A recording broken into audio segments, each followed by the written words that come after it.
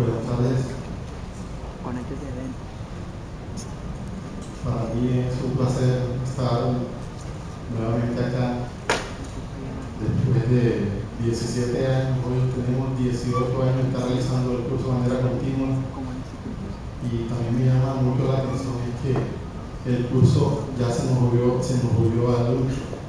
Ya el curso a partir de hoy tiene seguro de ciudadanía, ya se volvió mayor de edad.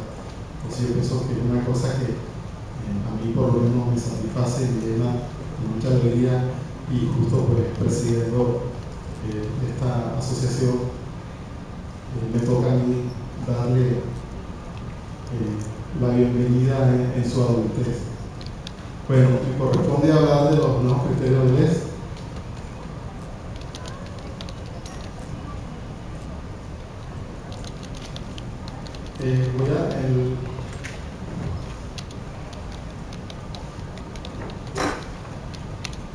Esta es la agenda que voy a seguir: una introducción, un desarrollo histórico de los criterios de LES, los problemas de los criterios actuales, los nuevos criterios SLIC para LES.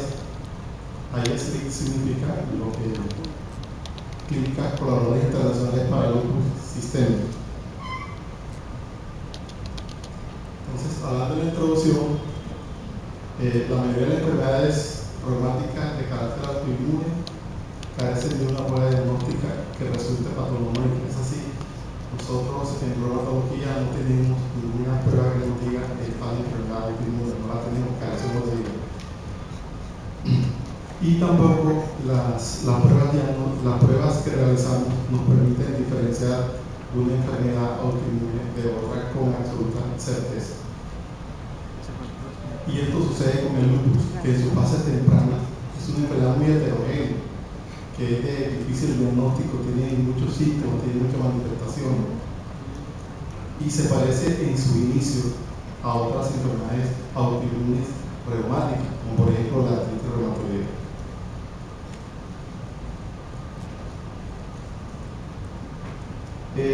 La clasificación de los pacientes se ha realizado de acuerdo a diversos tipos de criterios clínicos que han sido elaborados por unos grupos de expertos y siguiendo unos procesos metodológicos adecuados.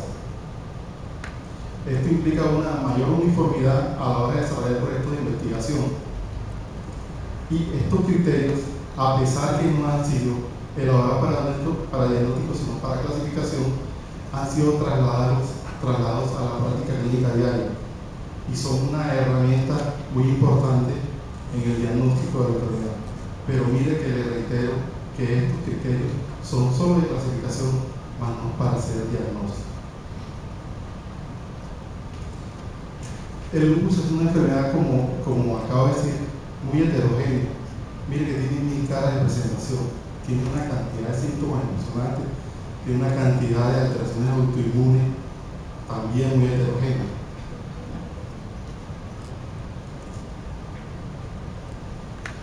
De tal manera que la definición de criterios de clasificación en LES genera problemas de índole metodológico que ya se han mostrado en algunos estudios. Choca con la realidad cambiante de la enfermedad. Esta enfermedad, cada día uno ve que hay otros síntomas y se unen más síntomas y se unen más síntomas, y que en el laboratorio también tiene muchas expresiones. Ahora, a medida que hemos avanzado en el conocimiento de la enfermedad, y también nos hemos dado cuenta que en cuanto a la parte del laboratorio nos hemos quedado en cuanto se refiere a la parte de la clasificación de criterios, porque hay pacientes, por ejemplo, que se sospecha de lupus, que son diagnosticados como lupus, que escapan muchas veces a esos criterios. Eso lo hacemos solamente desde el punto de vista clínico. Lo que quiere decir que la definición de unos criterios no debe ser estática, no debe estar siempre en continuo movimiento, hay que estarlos actualizando constantemente. En cuanto al desarrollo histórico de los criterios, tenemos lo siguiente. Los primeros criterios se desarrollaron en 1971 y correspondió a a la Asociación de Reumatología Americana, hoy es el ACR.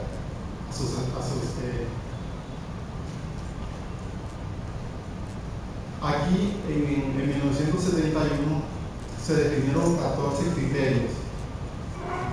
De esos criterios, por lo menos debían tenerse 4 criterios para que un paciente fuese clasificado como LES. La recolección de los datos se inició a partir del año 1960. Miren todo el tiempo que pasó para lograr recoger toda la cantidad de datos y en 1971 salir de estos criterios.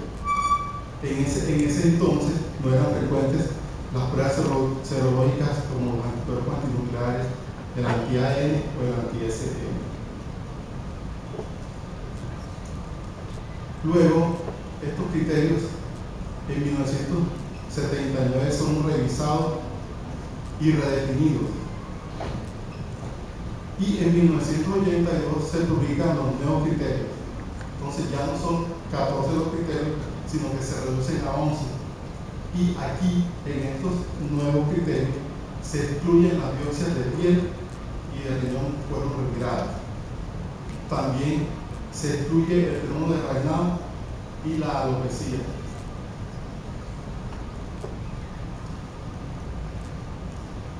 Y las manifestaciones como hematuria y proteinuria, que corresponden a la afección de un mismo órgano, fueron unificadas, es decir, se manejaron como una afectación renal, se unieron al órgano afectado, en este caso el riñón. No así con las manifestaciones cutáneas, se mantuvieron individualizadas, porque se observó que cada una de ellas tenía una contribución independiente. Siguiendo con el desarrollo histórico de los criterios, se extiende el criterio de alteración inmunológica. Aquí tenemos, en este caso, la célula LE, que es una técnica muy costosa y que cada día pues, ha caído en desuso y ya hoy no la utilizamos en lo absoluto. Se agrega la presencia de anticuerpos ADN y o la serología luética falsamente positiva, BRL falsamente positivo. Y se incluye como un criterio independiente los anticuerpos antinucleares, que es universal para los pacientes con LES y que discrimina el 50% de la población control, que es bastante. Esta es la famosa célula LE, que fue descrita en 1948 por Hargrave, y bueno, que en esa época y hasta hace poco lo utilizaban mucho, pero como ya les dije, esta es una prueba que cayó en desuso y tiene muchas dificultades y mucho sus costes altos.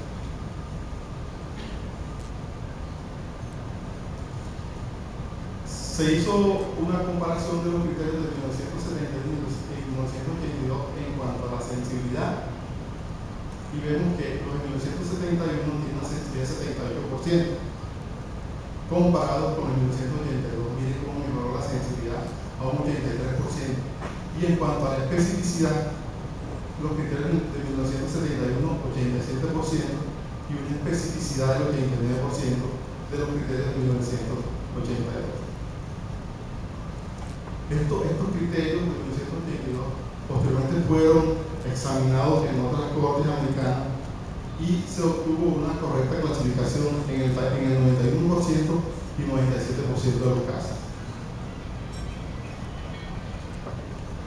En el año 1997, el Comité de Criterios Diagnósticos y Terapéuticos del Colegio Americano de Reumatología introduce cambios en el trastorno inmunológico. Ya en este momento se retiran las células LE y entonces se incluye la posibilidad para los anticuerpos anticardiolina, inmunoglobulina G o inmunoglobulina M y el anticoagulante lúpico. Fíjense que a pesar del año que se hizo, nunca esta anterior notificación ha sido validada por el ECA. Esta diapositiva no sé si ustedes sepan esta, pero simplemente es para mostrar los criterios realizados de clasificación para el ESI 1982.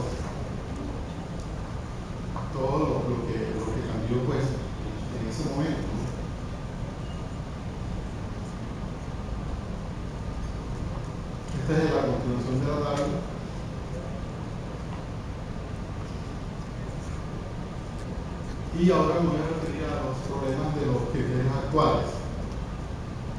Entonces, eso pues lo hemos notado en múltiples estudios que se han realizado, que existen problemas con estos criterios, a pesar de las diferentes propuestas metodológicas.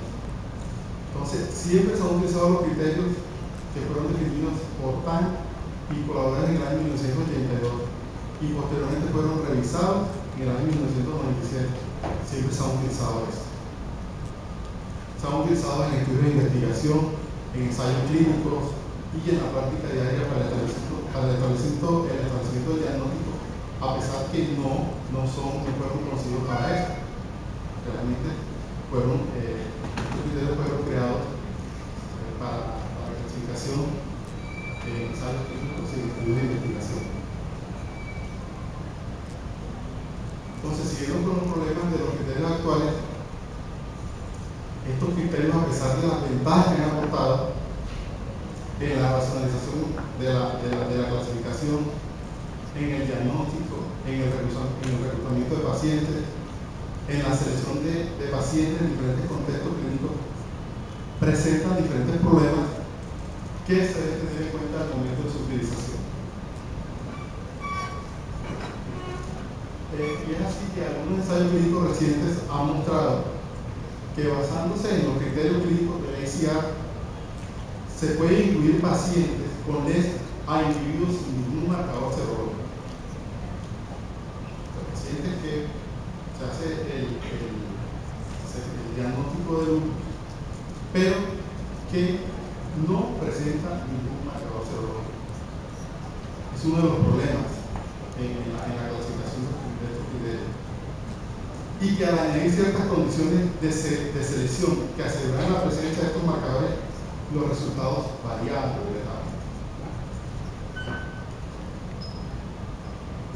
No es posible que pacientes con afectación renal, que uno lo ve en la clínica y lo ve también histológicamente, y que hay una afección claramente lúpica y que tienen ADA positivo, esos pacientes indiscutiblemente tienen un lupus, pero que sin embargo estos pacientes escapan a la clasificación actual porque no cumplen con los criterios.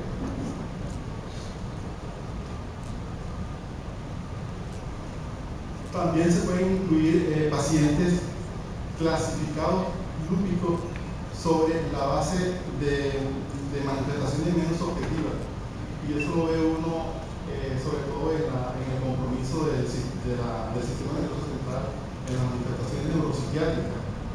También uno lo puede ver en las manifestaciones de piel, y estos pacientes realmente no padecen enfermedad. Entonces aquí vemos la parte dermatológica y la parte neuropsiquiátrica, que es donde uno ve más eso.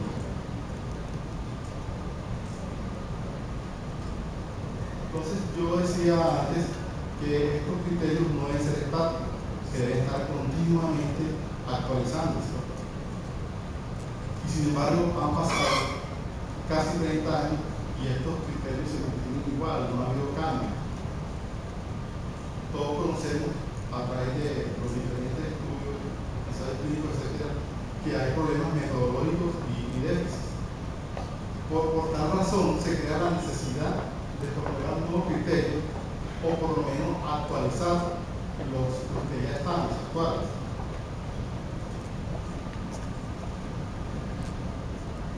Esta actualización debe estar en consonancia con los avances actuales. Hay que hacer una redefinición más correcta, redefinir más correctamente los criterios dermatológicos. Hay una gran cantidad de criterios dermatológicos, eso hay que redefinirlo mejor. Hay que evitar la posibilidad de calificar pacientes como LES sin ningún dato de difusión inmunológica.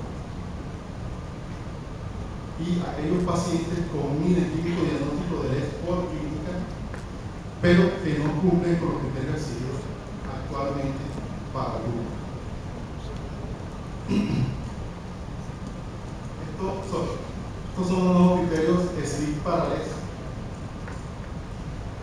Entonces, dentro de los criterios Son 17 criterios, son 11 clínicos y son 6 de alteraciones inmunológicas. Entonces comenzamos con las dermatológicas que hicieron que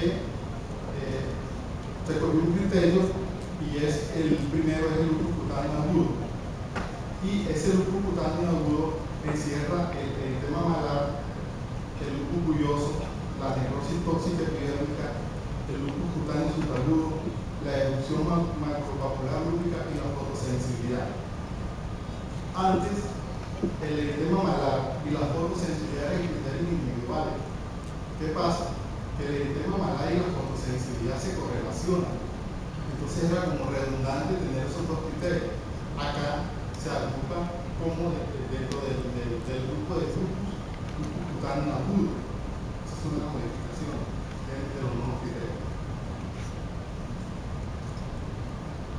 La otra es el lupus cutáneo crónico. Tenemos el discoide, que puede ser localizado generalizado, y las demás que son de tipo crónico, la pantulitis, el lupus túmicus, el lupus mucoso, la superposición discoide y el líquido blanco. Dentro de las dermatológicas tenemos como tercer criterio las úlceras orales y nasoparinas, pero miren que aquí se hace una clasificación. Si las úlceras son de la mucosa bucal, son de la mucosa lingual, son de la mucosa palatina o de la mucosa nasal. En los criterios de 1971 estaba, antes había un criterio de que estaba la alopecia no cicatrizada. ¿Qué hace en esta nueva clasificación del grupo SLIC? Reintroduce la alopecia no cicatrizada.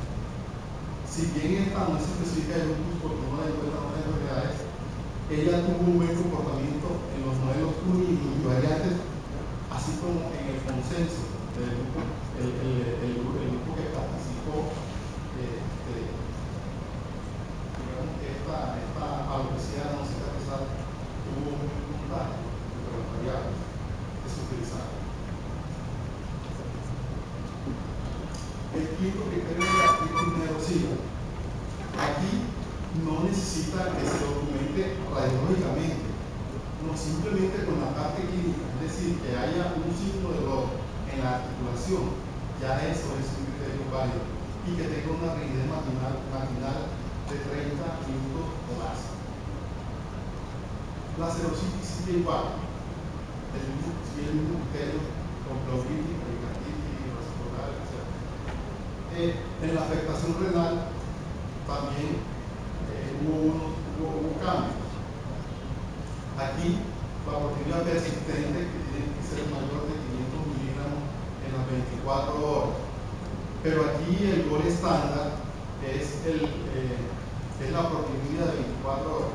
El coeficiente proteína creatina de 24 horas es el gol estándar. Ya las tirillas estas que era para cualificar la proteinuria no son aceptadas. Persiguen los cilindros celulares. Otra cosa es que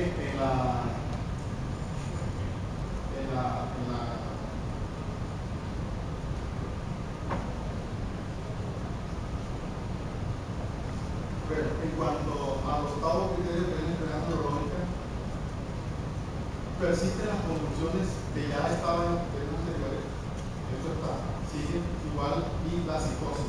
Pero miren ustedes que se le agregaron manifestaciones más específicas, como la monomolitis múltiple, la mielitis, la neuropatía craneal periférica y el estado confusional agudo. Pero dentro de estas hay unas que son más específicas, mientras que todas las que estaban, muchas de las que están en los criterios anteriores son muy inespecíficas. Entonces hay que crear problemas al momento de hacer la clasificación. Acá sí hay unas que son más específicas. En cuanto al criterio hematológico, tenemos como criterio número 9 la anemia hemolítica. Tenemos como criterio número 10 la leucopenia con menos de 4.000 milímetros al menos una vez. En los criterios anteriores se decía que era 2 veces, se dice que es 2 veces. Aquí con al menos una vez basta. Igual con la licopenia. La licopenia es más estricta. Allá es 1.500, acá son 1.000 milímetros, también al menos una vez. No se necesita más de una vez para aceptar este criterio. La trombocitopenia sigue siendo igual. Menos de 100.000 milímetros, al menos una vez también. No más de 2 como los anteriores. En los criterios se decía. En cuanto al criterio inmunológico, este se hace más extensivo. Están los anticuerpos antinucleares por encima del rango de laboratorio. Están los anti-DNA de doble cadena por encima del rango de laboratorio, 2 veces por ELISA. Está el anti-SM, eso ya está. Están los anticuerpos como cuarto criterio inmunológico.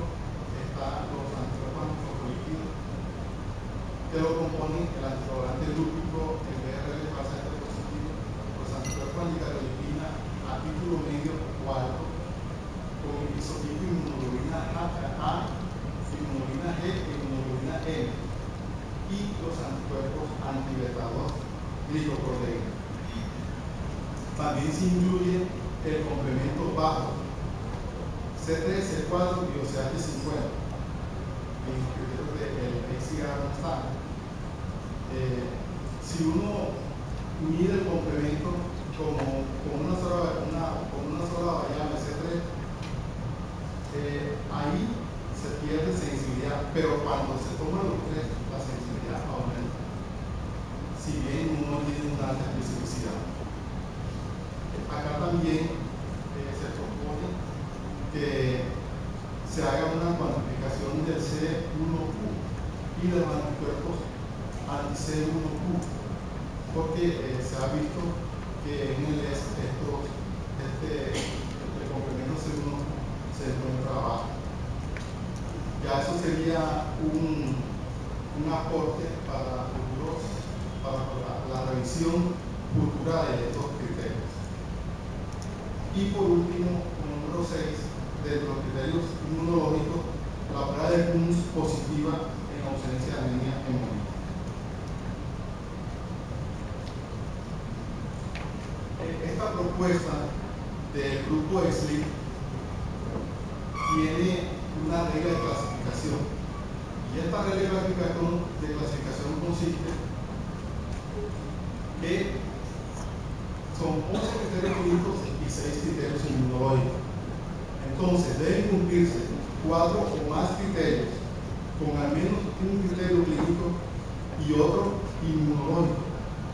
O miren esto que es muy interesante, o la presencia solo de nefritis lúpica con ANA o anti-DNA de doble cadena positivo.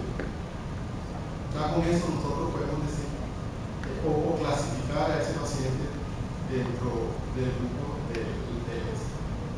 Y miren ustedes la sensibilidad comparada de los criterios SLIC con los criterios de ACR. La sensibilidad es del 94% versus 86%, y la especificidad es del 92% versus 93%. Miren ustedes que la sensibilidad mejora mucho, pero la especificidad se mantiene igual. Realmente no hay ningún cambio en cuanto a la especificidad. En cuanto a las conclusiones, los autores de esta propuesta, estos nuevos criterios, ellos quieren proveer una herramienta actualizada a los clínicos e investigadores del grupo. Proveen una mayor sensibilidad en la identificación del paciente sin que se pierda precisión. Van a permitir un mejor y más amplio reclutamiento de pacientes de cara a la formación de nuevas cohortes de seguimiento y mejores ensayos clínicos que evalúan las nuevas terapias en fase de desarrollo clínico. Leyendo un artículo, a mí, después de hacer una revisión de estos criterios, artículo de un autor cubano, y él dice que bueno, que esto de los criterios está muy bien para la cuestión de clasificación, perfecto, pero que no es posible que nosotros como médicos, sobre todo los que somos clínicos, nos sentemos en nuestro consultorio y tener una lista y hacer un checklist. Señora, usted tiene esto, esto. Listo, usted cumple con estos criterios, tiene lupus, tiene artritis reumatoidea, tiene. Definitivamente, y es uno de los mensajes que yo creo que importa en este caso para nosotros los clínicos, que quede bien claro, la clínica está por encima. Nosotros, pienso yo, no podemos encerrarnos a unos criterios de clasificación cuando el paciente lo está diciendo, que sin cumplir muchas veces con estos criterios, así como lo hemos visto ahora, y se ha visto en todo el análisis de los ensayos clínicos, de estudios clínicos que se han realizado, las fallas que tienen estos criterios, no encasillar a ese paciente según criterios de clasificación, porque muchas veces no va a cumplir, uno lo ve, en la práctica diaria lo ve, que no se cumplen esos criterios muchas veces.